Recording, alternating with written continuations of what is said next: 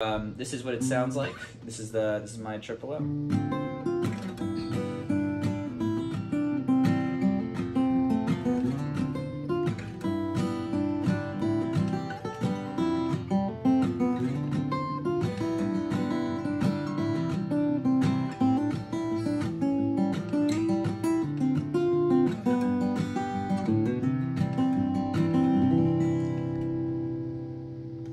Yeah, so that's a little bit of, you know, finger picking, strumming. I think in terms of this guitar, it's such a versatile guitar. I do a lot of recording with this, whether it's finger picking or strumming, and it just sounds great. Like the mid range, the high end, it's just like it's everything you want, and it doesn't, you know, it doesn't ever feel like it's like compressed or too much of anything, you know. And it feels really great, you know, to be able to play this stuff. And the neck, obviously, you know, sometimes feels like an electric guitar neck in a way that, like, it's just so easy to sort of maneuver through, you know, like the different voicings and whatnot. So I really love it. It sounds great plugged in too. Yeah, so I wanted to go through, I guess we have this guitar. We have a 12 fret version of this, which is just a little bit more body, so maybe I'll play the same thing on that guitar. Yeah, and see how it goes. Yeah, let's do it.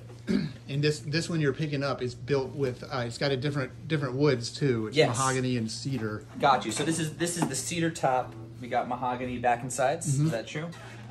Yeah, and so it's a little bit of a different appointment. I guess you'll see. I'll play the same thing, and we can see how it sounds a little yeah. different. So okay, here we go.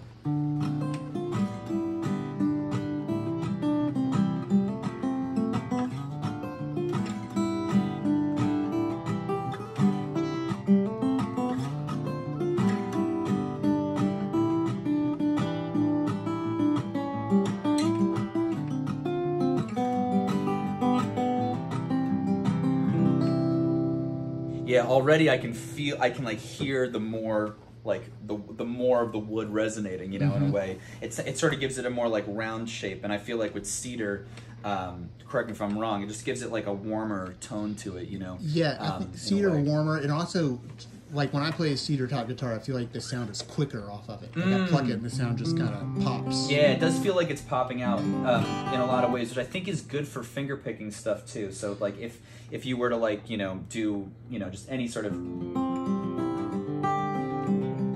the response is amazing.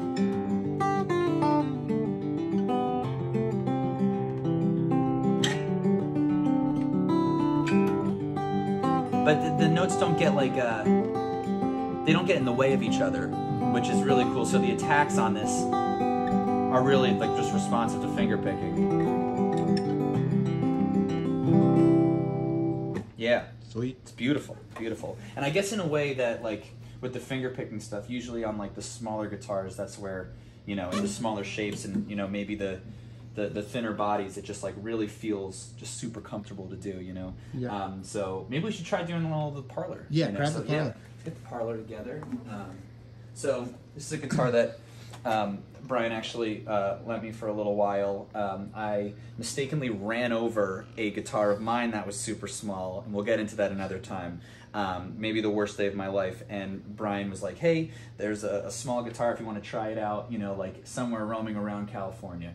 And so I held on to this for a little bit and was playing it, and Elijah had it. Yeah, Johnny, our sweet Johnny boy had it. So yeah, this is all mahogany, which I kind of love the idea of all mahogany with a smaller body, and I think it's like really special. So and I was telling Brian before, I love like, you know, the black sort of just, you know, like almost like this dark tortoise binding and everything. It just like really complements everything so well. So you know, the same thing, sort of finger picking on this one is just so easy because it has the 12 fret, you know, so everything is super comfortable.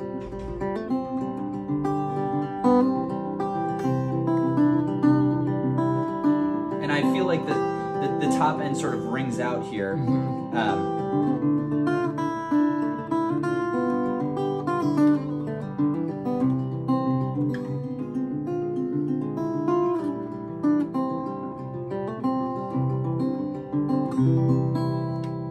Yeah, so this one is just a finger picking machine. I mean, you're gonna just do like even really well up here, you know, just like sparkles really.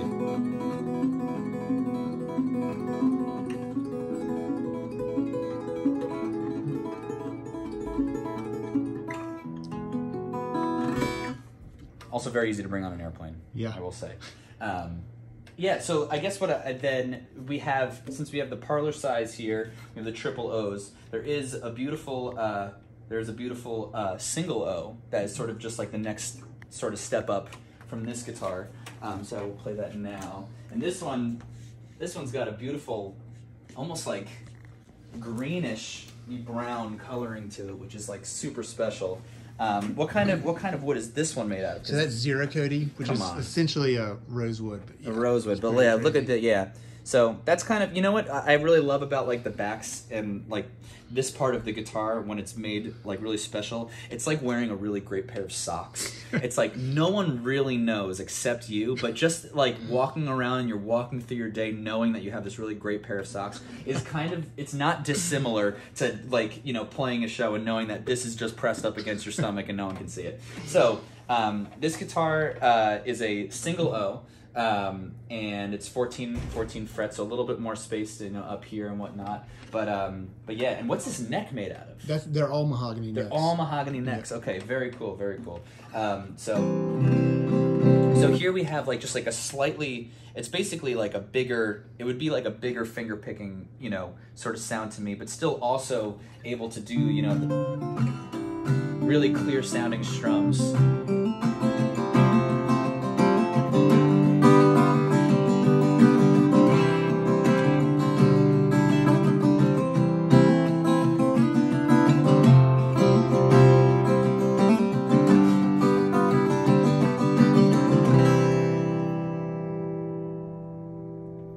Hear how long it rings out too. It's insane. So, but then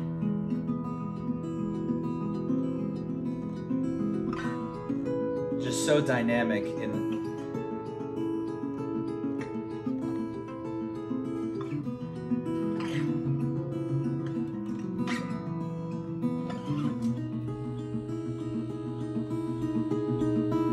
and I think with the finger picking on guitars that are just it just like sort of the way that it tails off is also just so important too. And I think on the smaller bodies, because like the tail is I think a little bit shorter, they just don't like, it doesn't overcomplicate things, and it's just so you can hear everything and it's easier to like sing along to and write songs to. So this is like honestly a perfect songwriting guitar. You know, it's like you have it laying around and it's like it's versatile enough to where you can do the strums and it's not like, you know, too in the way of your vocals, you know, and wanting to just like be in the room with something like that. So this is something that is just really special and very solid. So I guess the next step up would be to do the double O. Let's try the double O. Yeah, let's try the double O. So this is an all mahogany, kind of in the same vein as this. If you notice the Parlour here, it's the same wood, same appointment, same wood, same family, you know, same parents on this one. So, you know, so this is just a bigger,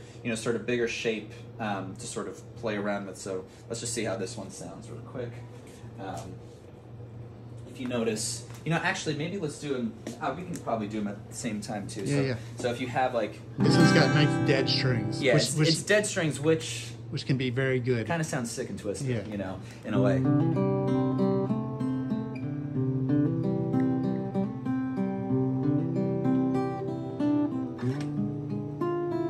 Yeah, this just sounds like, you know, sort of back porch somewhere in Louisiana, you know.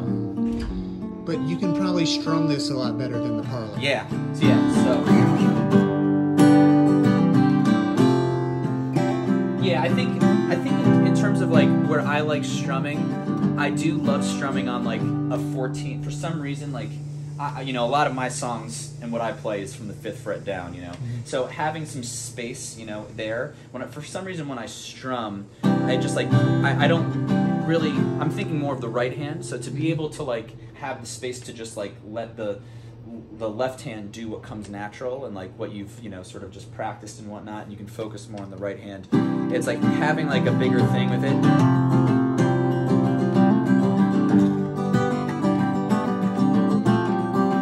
And then even with a pick, you know, so this is a 1.5 here. So when you want to be like intentional, you know, and like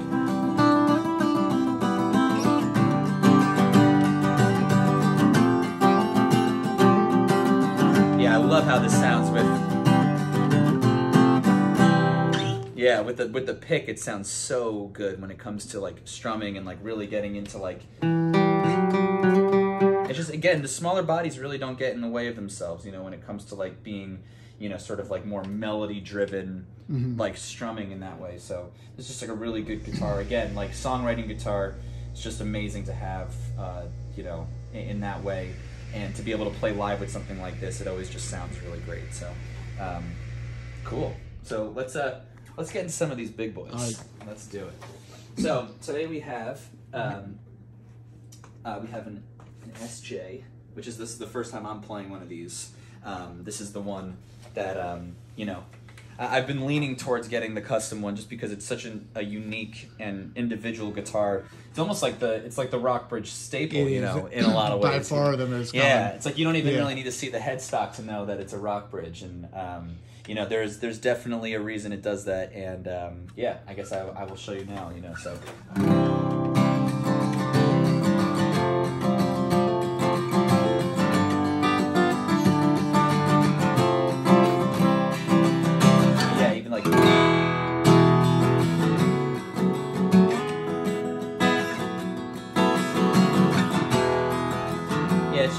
Exactly what you want out of an acoustic guitar. I mean, like, this puts you in, you know, it's like this guitar, like, is what I would call like a heartbeat guitar. Like, you never think about your heartbeat, it just does it, you know?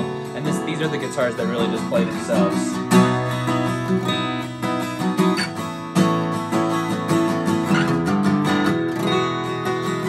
Yeah, you hear that top there, it's so...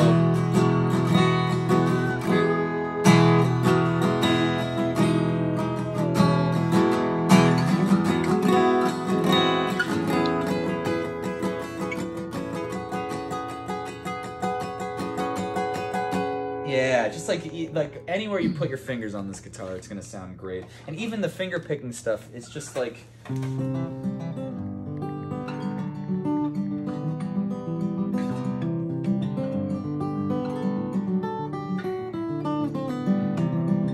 So a lot of my, you know, my original music and stuff just is like a lot of like going back and forth on finger picking to strumming stuff. So to have like a big guitar that's so versatile in this way, like. When I'm doing this stuff, it feels like a smaller body guitar, you know, but then I look down and I'm like, oh shit, you know, this is just the way, you know, this is just a big guitar, and it's really, it can really be anything you want it to be. And I'm sure plugged in, I mean, this one also is a little bit, correct me if I'm wrong, a little bit thicker, you know, than the other ones too. That's what makes it, you know, sort of like gives it that depth. Gives it the really nice depth and bass, and you can feel it like a lot. You feel it in your whole, like, you know, bicep area, and just the response to it and everything is just amazing. So to be able to go you know, back and forth like that is great. So you might hear some checking upstairs. They're gonna do, it's nothing, it's not an earthquake, it's just a bass drum. It's a beautiful bass drum. So and then we're gonna go to the slope shoulder, correct me if I'm wrong. And can you remind me what this this one's maple and red spruce. Okay, gotcha. Yeah, so this is bass like, drum is wow. booming. Oh yeah, the bass drum does boom, but we'll play along to it either way. This guitar, I'm glad we saved the big guitars for the end, you know, because these are the loud ones. So.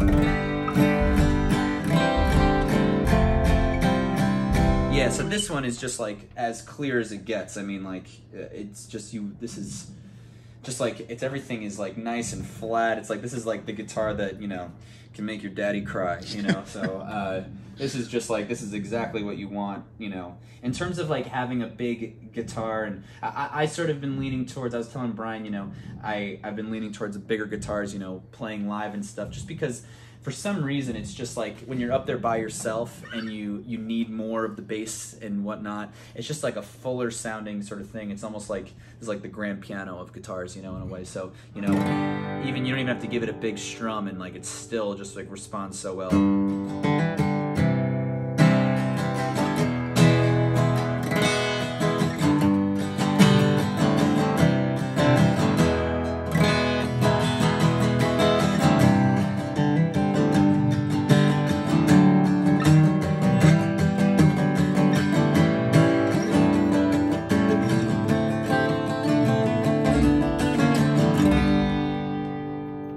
Yeah. You Dude. can't go wrong with that one. So what are you gonna have us build you? Man, you know, I don't know. I feel like you guys should, in the comments, just tell me what I should get. It's really hard to decide.